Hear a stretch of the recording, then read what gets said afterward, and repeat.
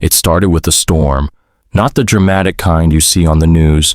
No thunder ripping through the sky, no flashing warnings on television screens. Just snow, heavy, silent, endless. It fell from a sky so dark it looked hollow, as if the night itself had been emptied of stars. Each snowflake drifted slowly, gently, but together they buried the world with terrifying patience. Snow like this didn't rush. It waited. By the time anyone realized how bad it was already too late.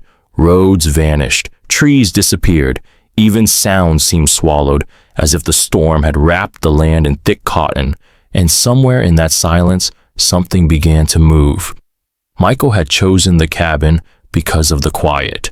Northern Montana offered a kind of isolation most people feared. Dense forests stretched for miles, broken only by frozen streams and abandoned trails no one used anymore. In winter, the place felt forgotten by the world. That's what Michael wanted. No neighbors, no noise, no memories. The cabin was old but sturdy. Thick wooden walls, a stone fireplace, one narrow road that vanished under snow every winter.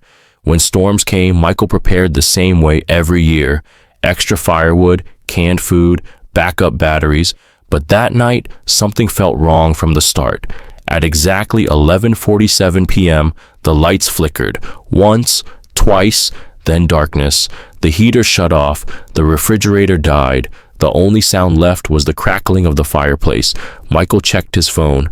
No signal, no internet, no service. Snowstorm, he told himself. Nothing unusual, yet the silence felt heavier than usual. Around midnight, as he added another log to the fire, he heard it.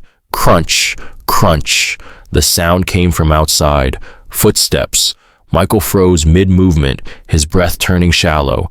The sound was slow, deliberate, as if whoever, or whatever, was walking didn't care about being heard. Crunch, crunch. No one lived anywhere near the cabin. The nearest town was over 30 miles away, and the road would have been impossible to drive through by now. Michael reached for his flashlight, his fingers trembling despite the warmth of the fire. He told himself it could be an animal, a deer, a wolf, but animals didn't walk like that. He opened the door. Cold exploded into the cabin, sharp and biting, stealing the air from his lungs. Snowflakes rushed inside, carried by a wind that howled like something alive. The beam of his flashlight swept across the ground. Fresh snow covered everything. Everything except one set of footprints. They came from the forest, straight, direct. Each print was pressed deep into the snow, far deeper than a human footprint should have been. They stopped right at his door. Michael's stomach twisted. There were no footprints leading away, as if whatever made them had simply vanished. Then he saw the shape. Not boots, bare feet, long, thin, with toes stretched unnaturally far apart. A chill crawled up his spine, colder than the wind.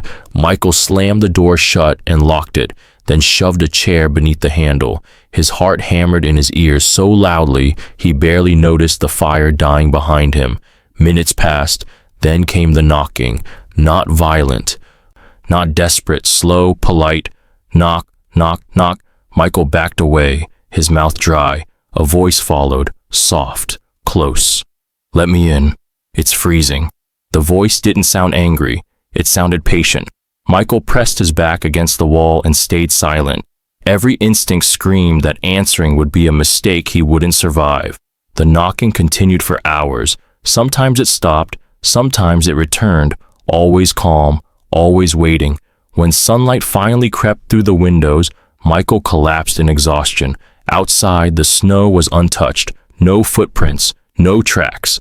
But on the door, carved deep into the wood from the outside, were long scratch marks, marks that looked like fingers, as if something had stood there all night, slowly dragging its hands across the door. Lucas loved snow more than anything. Snow days meant no school, hot chocolate, and laughter that echoed through the house. That night, snow piled higher than the windowsills, pressing against the glass like a white wall. Before bed, Lucas and his father built a snowman in the front yard. Carrot nose, coal eyes, an old scarf that smelled faintly of dust and winter. Lucas went to sleep smiling. At 2:13 a.m., he woke up. The room felt wrong, too quiet. He felt watched. Slowly, he looked out the window. The snowman was closer, not much, just enough to notice. Lucas told himself the snow must have shifted. At 3:02 a.m., he woke again. This time, the snowman stood directly below his window. The coal eyes were gone. At 3:33 a.m., something tapped on the glass. Tap, tap, tap. Lucas turned. The snowman's face pressed against the window. Its eyes were back, wet and red. The smile carved into its face was too deep, too wide. Lucas screamed. His father rushed in. The window was empty. The snowman stood in the yard again, normal, but on the glass, from the outside, was a frozen handprint. Every winter since, when snow falls at night, Lucas hears tapping and something breathing. Snow looks beautiful